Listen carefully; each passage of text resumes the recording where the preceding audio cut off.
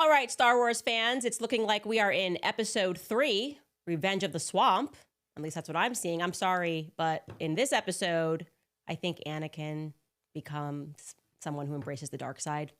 Because what else could be the explanation for what is going on with the MAGA movement? And we have to confront this. We have to be honest about this. Left or right, don't be an idiot. The Epstein thing is a bridge too far, okay? It's just a bridge too far. Anyone that's not telling you that is lying to you. Further to that point, Andrew Tate has tweeted out a video that begs further investigation because I am just starting to wonder how infiltrated we are. Because we're definitely infiltrated, but the question is, how infiltrated are we? Let's jump right back into this. Welcome back to Candace.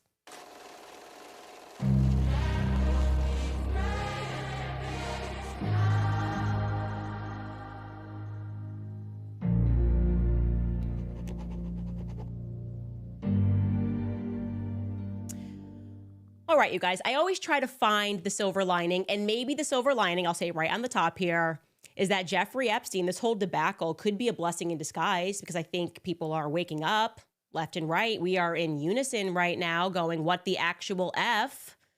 And I think Cigar and Yeti, I don't know if you know him, he's a journalist who works over at Breaking Points. He sat down with Tucker Carlson, and I think he gave a very good explanation when he said this. Take a listen.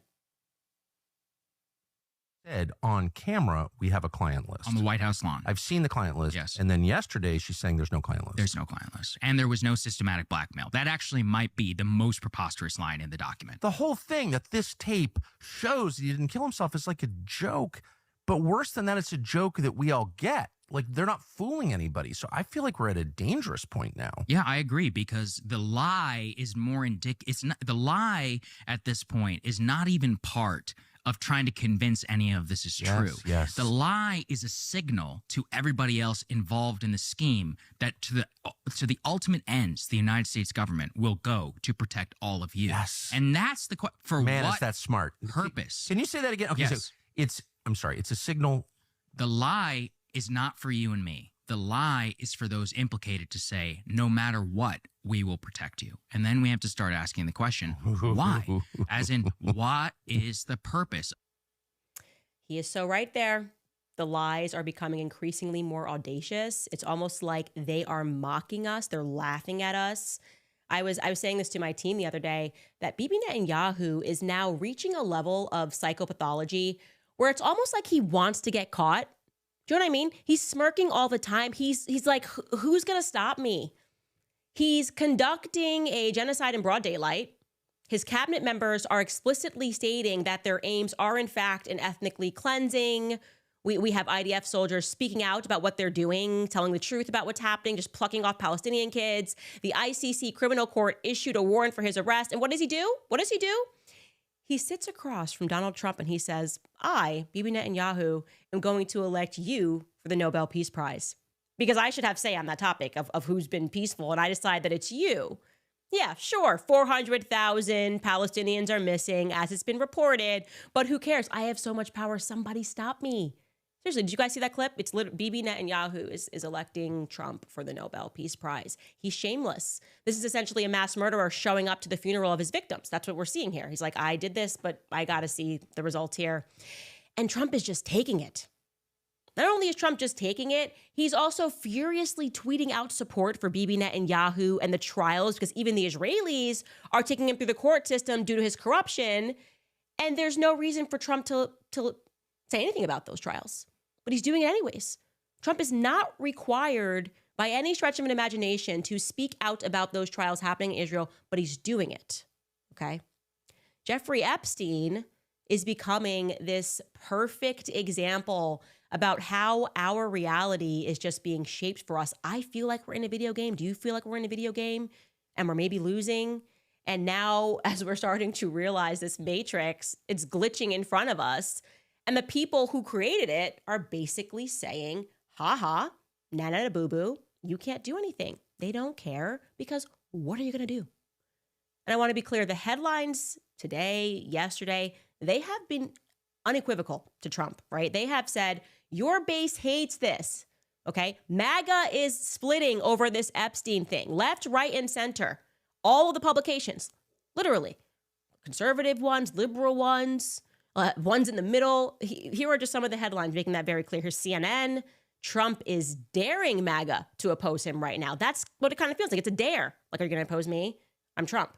Washington Post, same thing. Immigration, Epstein, Ukraine, Trump's moves roil the MAGA base. This is Al Jazeera. Why is MAGA angry with Trump and Pam Bondi over the Epstein files? This is the Daily Caller, conservative. Dark forces at play. MAGA revolts over Trump's DOJ's Epstein findings. It's even trending on Truth Social, so we can't miss this, right? Truth Social has their trending topics. That is literally Trump's social media platform. And it's all regarding Epstein. Look at this. Epstein cover-up, Epstein client list, hashtag Epstein. And let's be clear, Trump won this last election decisively because many people on the left came over to the right. Why do they do that? For two reasons. One, because Make America Healthy Again, the MAGA movement, obviously RFK Jr. was significant with that. You know, moms were upset about this, everything that's happening with the CDC, COVID, but also because of the promise of no more wars. Everyone's tired. We have fatigue. Again, I'm going to throw it to Cigar and Tucker that are discussing that. Take a listen. The problem is the promise of MAGA is America first. And the contradiction is just too obvious. You can't, you know, if you're Joe Biden and you're, you know, senile and it's being run by a bunch of sinister, shadowy figures in the background and you do something like this, it's like, of course they're doing it. But if you get up and you say, we're going to restore greatness to this country, we're going to do it by putting our own interests first. That's what every country does. That's kind of natural. It's organic. And then you put the interests of a country of 9 million people above your own in a way that's just insulting. Yes. People can't deal with that. Like, their brains start to explode. And I think this is blowing up the coalition. I actually, on our show, our producer went to the Bronx, AOC's district, and interviewed people who were AOC Trump voters. And the number one reason that we got from them was war. It was the promise to bring an end to the war, both in Israel and Gaza and in Ukraine. So yesterday, as I said, the base looked at Trump and said, what the hell are you doing? Okay. And then Pam Bondi gets up there. She tries to tell us that they don't know if Jeffrey Epstein was working for another country. They don't know. They don't know if he was working for another country. And yet we know, all of us know, that he was working for Israel. But Pam Bondi and the state, they don't know that. But all of us know that. And now the question is, why can't Trump admit that? I want to be clear. Jeffrey Epstein sexually harmed children. Okay? How can you possibly not find the courage to stand up and say the truth about who he was doing that on behalf of? The same country that factually protects American pedophiles if they move to Israel after they commit their crimes against children. We're not stupid. Everyone is waking up to what Israel is. Everyone's waking up to the stranglehold that they have on our politicians, our foreign policy. And now we're going back and we're realizing that it's maybe always been this way.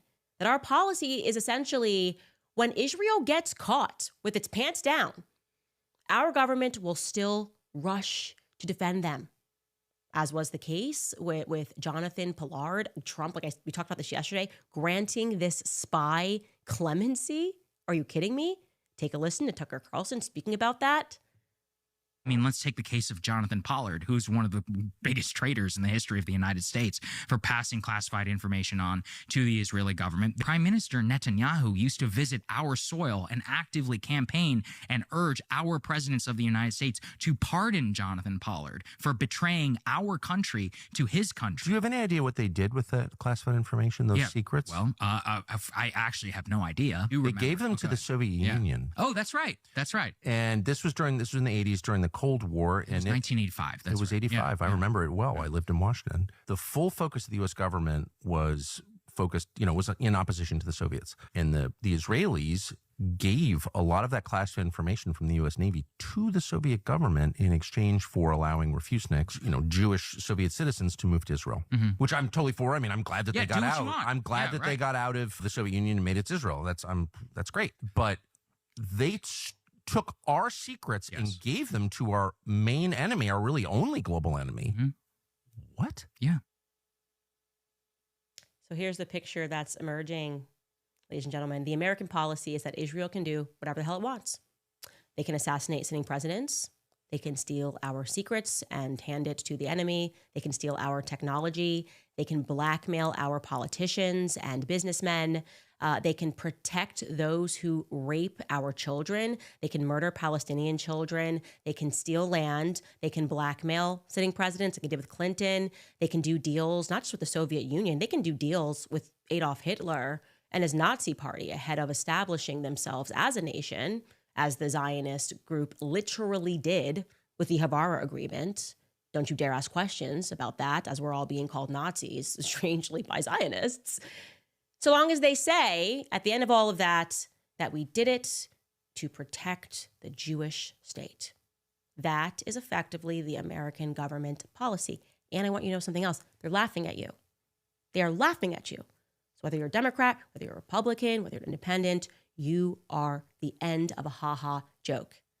And that's how it felt, by the way, when yesterday when we were discussing all of these things, we were discussing this sort of onion of deception, all of these layers that are happening.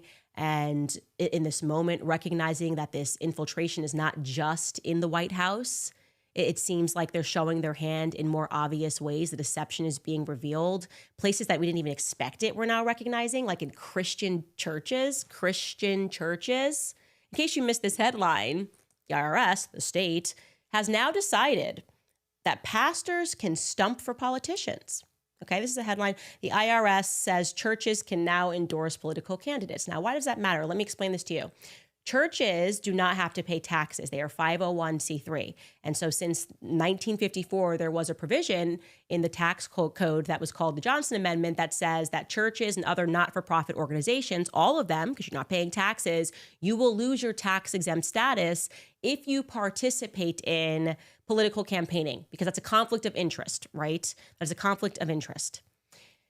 And suddenly you get this group of Christians, national religious broadcasters, and several churches. They decide to sue the IRS over this rule, saying, no, actually, that infringes on our First Amendment rights, our freedom of speech rights.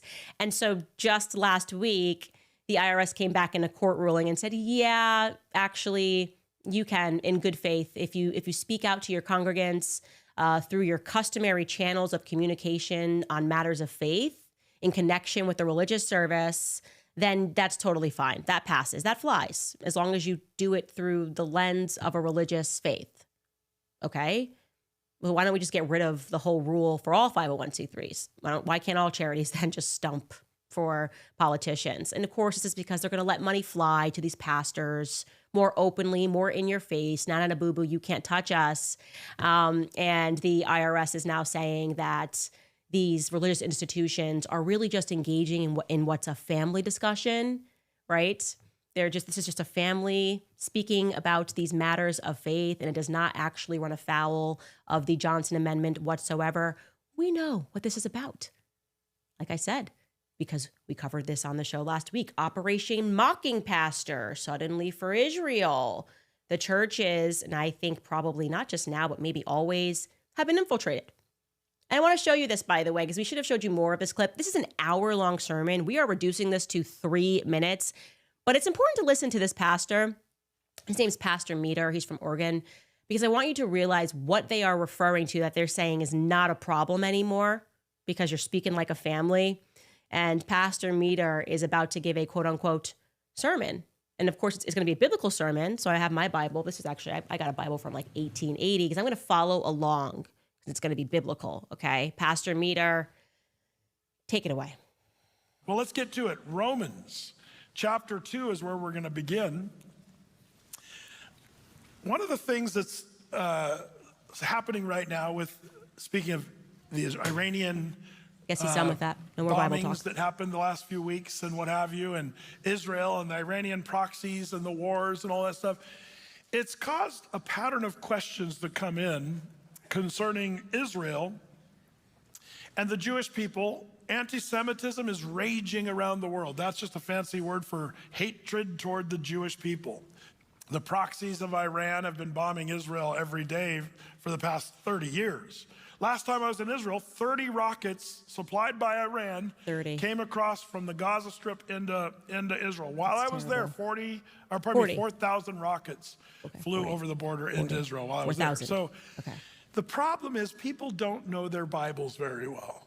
And they don't know the nuances about the Jews. Who are the Jews? Who is Israel? That confusion was modeled very beautifully in a train wreck of a discussion between Tucker Carlson and Ted Cruz, the senator. Is the nation the God's descendants of referring Abraham. to in Genesis, is that the same as the country run by Benjamin Netanyahu right now?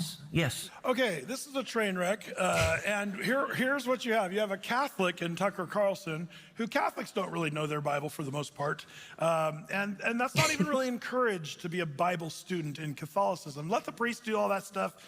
You just love the Lord and go to church and mass and stuff like that. But Tucker's asking some legitimate questions, and it is typical of the Catholic worldview. And maybe you're familiar with Candace Owens. Candace was someone 3-4 years ago I was so impressed by. Smart, articulate, generally, has a more conservative worldview. But she has gone off the rails. She is a full-blown anti-Semitic, Jew-hating person. And her theology is a part of that. She has gone off the rails on things about, well, she would say, Pastor Brett at Eighth Creek, I'm demonic. She said that because she said these church pastors that are dispensationalists and they read the Schofield Bible. She, along with a bunch of other theologians, like this guy from Big and Rich, 1 minute he's singing about feeding beer to your horse and your girlfriend. The next minute he's talking about his theology about you guys that believe in the rapture of the church and the pre-trib dispensational teaching. And John Schofield, John Rich is talking about the Schofield Bible that is a horrible version of the Bible. Where did he get that propaganda? Well, it came really from this guy, maybe you've not heard of Ian Carroll. He's a conspiracy theorist. Joe Rogan likes to put him on. In the early 1900s, right around when the Federal Reserve was founded and the Balfour Declaration happened, right at that exact same time, the Rothschild family hired this dude, this pastor in the Deep South. He made a new version of the Bible called the Schofield Bible. I can't even begin to comment how much of a nincompoop this person really is. I'm praying for him because he needs to get some brains. This is horrifying. Everything that he said there was totally false. Just total made up, weird propaganda. I can't make that up. By the way, it goes on for an hour. Let me tell you, you do not need to bring your Bible to what Pastor Meters, they put together a presentation. As you see, he tells so many lies. I mean, just in the beginning there, I was in Israel, 30 rockets, 40 rockets, 4,000 rockets, 4 million rockets just came in. It's just amazing. He tells us Tucker Carlson is a Catholic. Tucker Carlson is definitively not a Catholic. I never called this man a demon. I don't know this man. John Rich is certainly not getting his ideas from Ian Carroll. What are we talking about? And of course, he doesn't even attempt to debunk a single word that any of us have said. I'm showing this to you guys because you have to wake up now, okay? I hope you're waking up in the same way that I have woken up as to what is really going on, because once you realize what's going on, you don't need anybody to clue you in anymore. There's like a bigger picture that's happening here. And like I said, that to me feels like we're being mocked. He's not even trying in that clip. He's not even trying for an hour to be anything else other than an arm of the Israeli government. And I have to tell you that in feeling this way, in feeling like we're being laughed at, I felt that strongly when in response to all of this chaos, Trump tweets out a video, okay? We're teeing up here. People are upset about Epstein. We're upset. We think that he's wanting us to make Israel great again. We're looking for some direction. We're looking for him to show that that's not true. We're looking for him to stand up to a pedophile, stand up to the state of Israel on this point at least. Have they infiltrated our government? And instead he tweets out this video, a video, and I am not kidding, that ends with paid for by the Jewish coalition. On a day that we are angry about Epstein, the Mossad potential cover-up here, someone on his team was like, okay, drop the video so that they know how much we don't care. Here's the actual video that they dropped. Bold, decisive, leadership with a purpose. President Trump's strike on Iran's nuclear weapons facilities made the world safer. For decades, Iran has waged war on America. even plotting to assassinate President Trump. Their goal, death to America, destruction of Israel, terror. Only President Trump had the courage to stop them. President Trump, peacemaker. I just want to get out of this Will Ferrell movie that we're in. Like we're clearly in a Will Ferrell movie. I'm actually going to show you a clip of what all of this is looking like to me. But this is a big LOL. And you have to ask the question, why is Trump doing this? Anybody that's not telling you this is not okay, any person that's trying to convince you that this is all normal, so he's playing 4D chess. You know what? I don't play 4D chess, okay? I don't play 4D chess. We elected you for a reason. That reason was not to make Israel great. The reason was definitively not to turn the other cheek when it comes to pedophilia. And to the extent that you are going to try to play some psychological jujitsu to convince us that we turned our back on you, like you people who are calling this out and saying it's wrong, you are betraying Trump. You've turned your back. No. I have always been right here on the topic of pedophilia. We cannot meet. We are not on the same side. If you cannot take a stance against something this disgusting and despicable and demonic and satanic as the violation of children as a part of a sophisticated blackmail network that was being clearly run and operated by Israel and the Mossad, then you and I are not on the same team. In fact, we maybe never were on the same team. Maybe we were never on the same team. And I want to be clear because a lot of times I get taken out of context and people go, oh, Candace is now regretting her. I am recognizing in this a uniparty. It feels very much like we are being like they've infiltrated Trump one way or the other. Maybe he's just watching Fox News. Maybe he's not definitively not sending out his own tweets and he doesn't realize how upset his base is. And we're getting to a point here that everyone has to take a stance, okay? Everyone has to take a stance here because this is getting sick and it's getting twisted. And I want to be clear, this is not me saying, I wish I was a Democrat. This is me saying, this is a uniparty. And it feels like Trump is just supposed to keep us calm. Just like, oh, it's fine because Trump is doing it and you were behind Trump. And so you can't say anything. You can't defy Trump or you're going to get a lecture about betrayal. And I don't really care about these lectures about betrayal. And there's a lot more that I want to say here. And I want to show some other clips that are going around.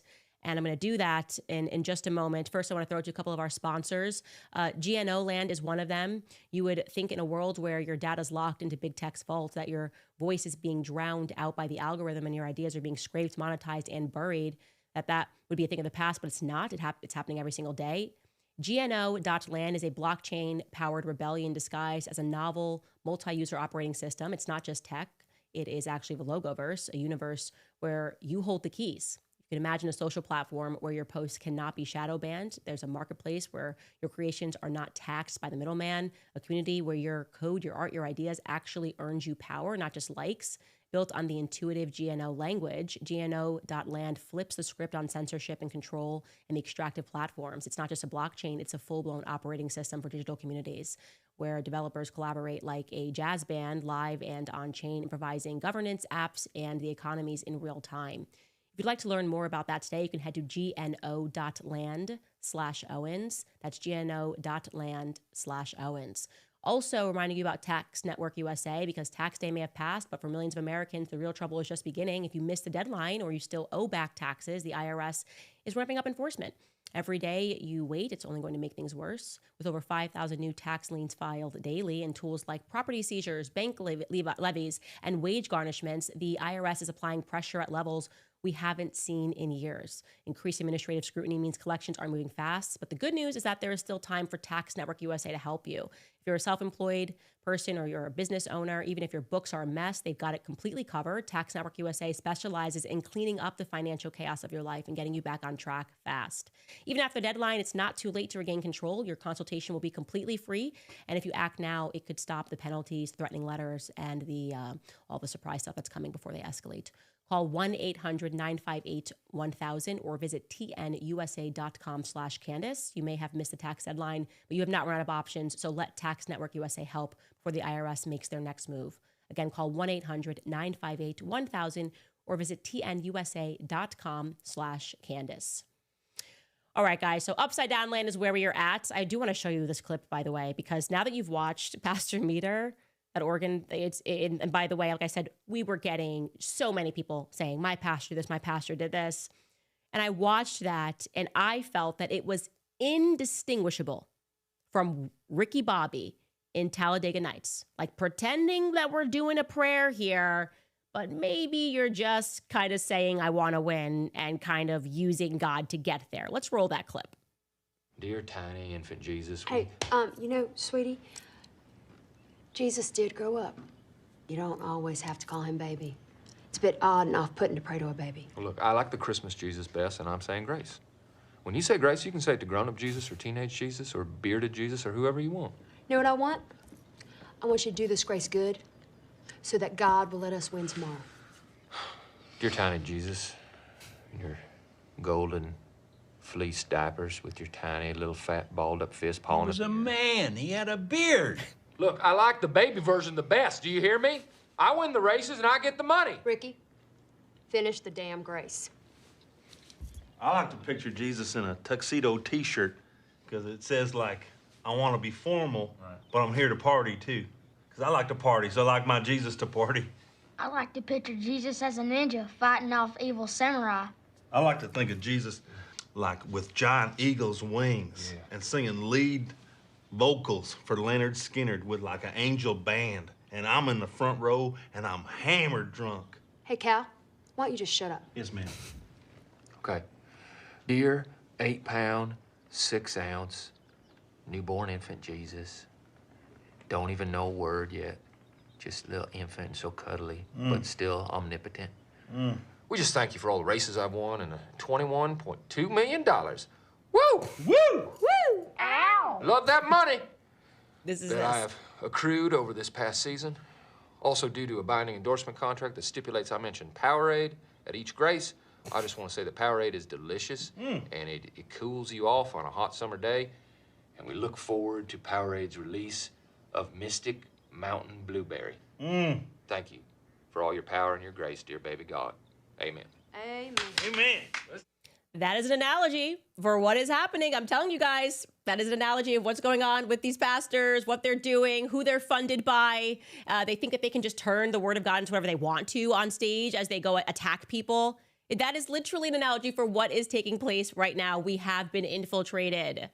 I want to say this on a more serious note. We are seemingly at a point in time when the people that are adamantly defending Trump, right? Now we've got like Meghan McCain defending him, Ben Dominic defending him, her husband, Ben Shapiro defending him, literal never Trumpers who have now changed their minds. What does that say? Has the MAGA base moved or has Trump moved? And then we have Tucker Carlson, who literally stumped for Trump, like put it out on the line so that Trump could win, being called kooky by Trump. But what does that say?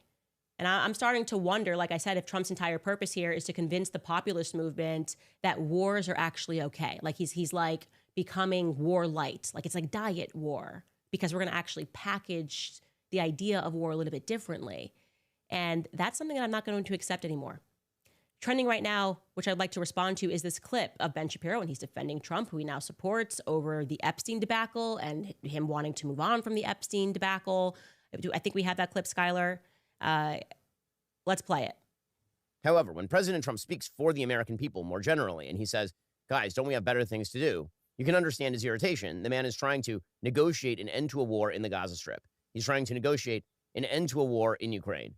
He's attempting to revivify the American economy. He's attempting to crack down on illegal immigration. On a list of American priorities by the polls, the Epstein-Maxwell case comes in pretty close to zero, just on a list of priorities. Yeah, I'd like to respond to that. So the first thing that I would like to say is actually I would put this at number one, okay? If our entire D.C. swamp is operating like a swamp because all of our politicians have been blackmailed by a foreign state, and this blackmail effort is so sophisticated that it includes Hollywood, people that are coming out and supporting certain politicians. Perhaps they're also blackmailed. These people were at parties. Maybe these people are on tapes. And maybe these people are pedophiles on top of all of that. I would put that at number one because that would mean America is compromised. It means nothing else matters if we cannot figure out at what is happening in DC. We all accept it's rotten. And the closest we have ever come to being able to figure out how it became so is unpacking the Epstein web. The second thing I would like to say that I no longer accept, and you can let me know if you agree as Trump supporters, is this idea that he's trying to end wars, okay? He's trying to negotiate peace in the Gaza Strip. He's trying to negotiate peace in Ukraine. In fact, and Skylar, I don't know if we have this clip ready, Trump just sat, when he was sitting down for this disastrous meeting, also signaled that he will be sending more weapons to Ukraine. So I would say if you're trying to end a war, maybe don't send weapons to Ukraine. If you're trying to end the war in Israel and Ukraine and they are your welfare recipients, cut off the funding. You're not trying hard enough, right?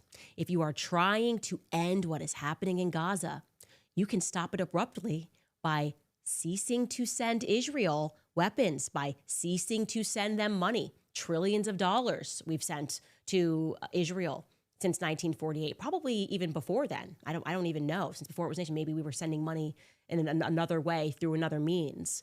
Someone will have to look into that.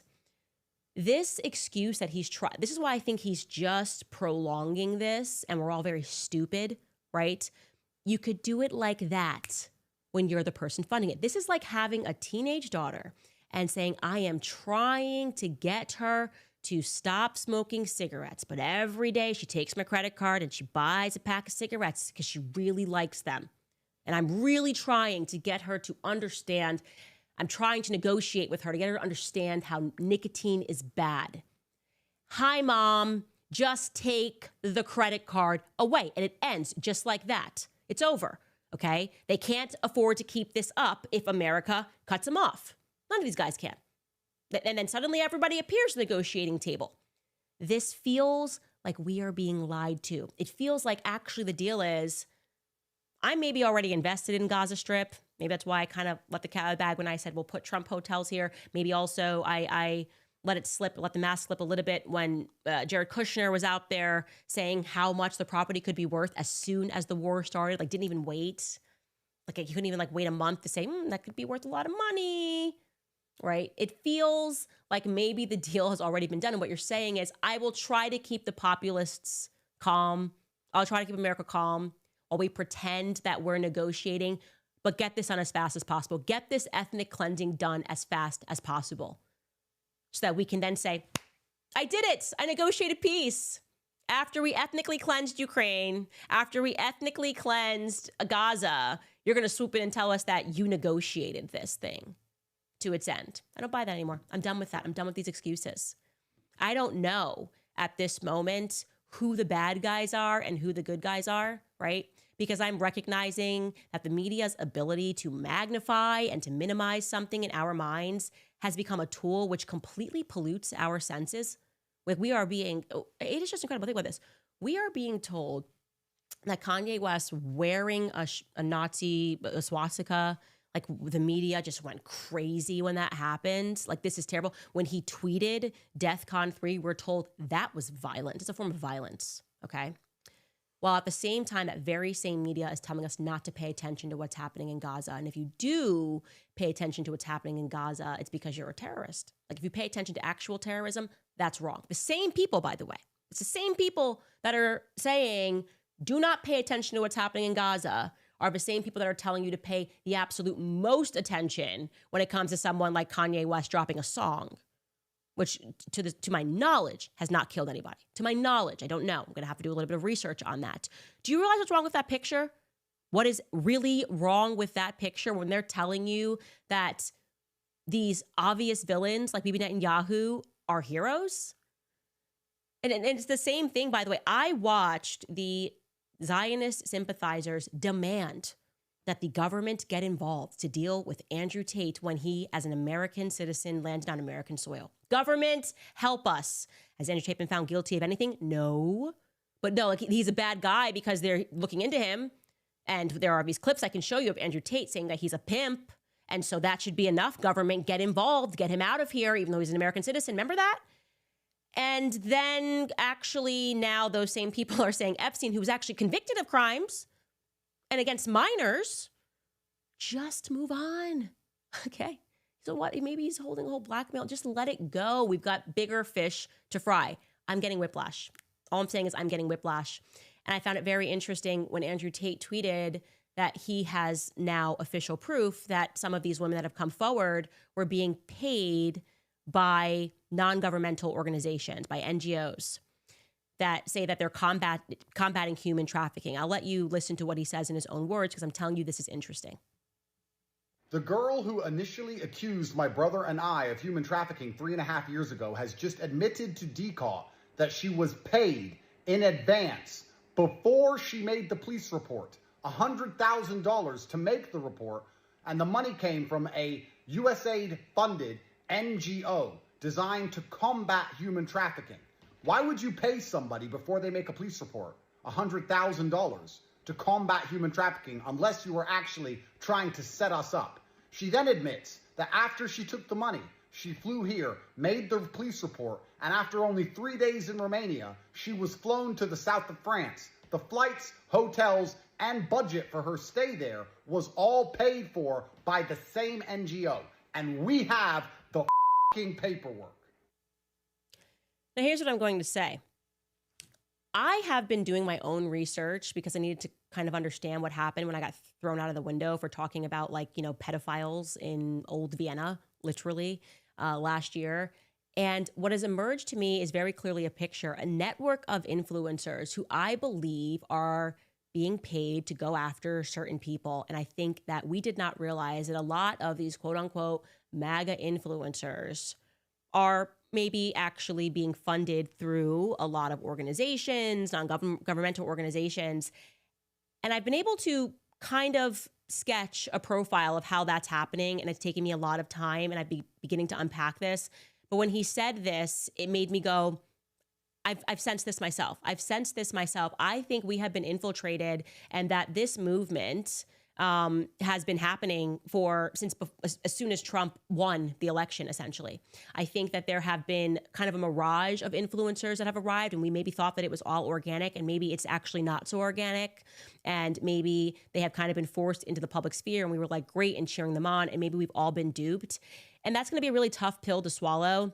But I'm telling you that this narrative begs further investigation and that we've been infiltrated from start to finish. And so where does this leave the movement? Where does this leave the Trump movement, the MAGA movement? The thing is the populist movement it chose Trump, not the other way around. The populist movement chose Trump because he sold us a vision that he understood what it was that our concerns were. That movement is not, you're not going to wave a magic wand and convince us that we are the party of John McCain, okay? Yeah, okay, we should be a little bit upset and we should be angry, but we should know that this movement will survive Trump. What we need to do is we need to recognize this infiltration, and then when the time comes, we need to vote some of these people out. That is the reality. But this movement, whatever is happening at the White House right now, is entirely being controlled by Zionists in Israel. And I will say that, and I don't care if adjectives are going to be tweeted at me, if people are going to come, oh, you turned your, I don't care anymore, okay? If you are on the side of a pedophile like Jeffrey Epstein, you and I are not on the same side. If you are telling me that I need to turn the page on Jeffrey Epstein, you and I are not on the same side. I don't care who you are. That's what I want to say about that. I'm also going to show you a trailer for someone that I sat down with and explain to you why I sat down with this person, and it's going to upset a lot of people, and I really don't care, to be honest with you. Because there's a reason that this conversation had to happen. Before we do that, and then I'm going to get into some of your comments, I first want to tell you guys about Nimi Skincare. Your skincare routine should absolutely be working for you, and that's why I know I've introduced you guys already, but want to remind you about Nimi Skincare, because with their custom skincare bundle builder, you can create a routine that's not only tailored to your skin's unique needs, but also rooted in the values that matter most: faith, family, and freedom. You get to handpick the products that match your goals, whether that's hydration, anti-aging, or bringing out your natural God-given glow. You can build a routine that's simple, effective, and made right here in the USA. And when you subscribe to your custom bundle, the savings add up. Right now, you'll get 10% off 2 products, 15% off 3 products, and up to 20% off 5 or more products. One-time orders don't qualify for these discounts, so subscribing is truly the smartest way to care for your skin without ever running out of what you need. If you're tired of giving your money to companies that don't share your values, NIMI is the answer.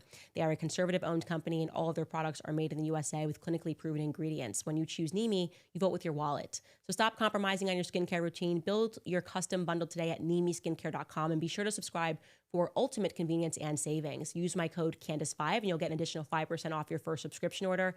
Just head to NIMIskincare.com and use promo code Candace5 at checkout. All right, you guys, now let me show you this trailer. So I sat down, I did a thing, and I was interested to speak to the most evil people in the world, the most evil human in the entire world. I wanted to get the backstory for how this human became so evil.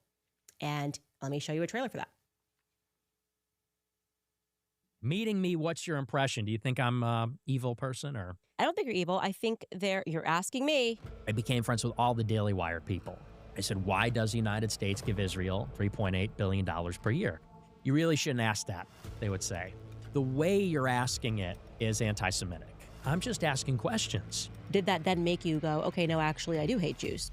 Something's up with the Zionists or Israel. It's not Israel, it is the Jews. You think that your ideas are going to grow with that perspective? Well, they are. You kind of lament the fact that you've been canceled. You lament the fact that nobody will have your platform. And in the very same breath, talk about being a hypocrite, you're going after Dave Smith for what? Like, why is she doing Dave Smith? And that's why you suck. You do have ideas that there shouldn't be interracial marriage. I've seen those clips. Can you explain why that is? My values are not just who I'm in love with and things like that. It's also my heritage, my identity, my race. For a long time, I would say I'm racialist. Now I just say I'm racist. Are you a Jew hater? Well,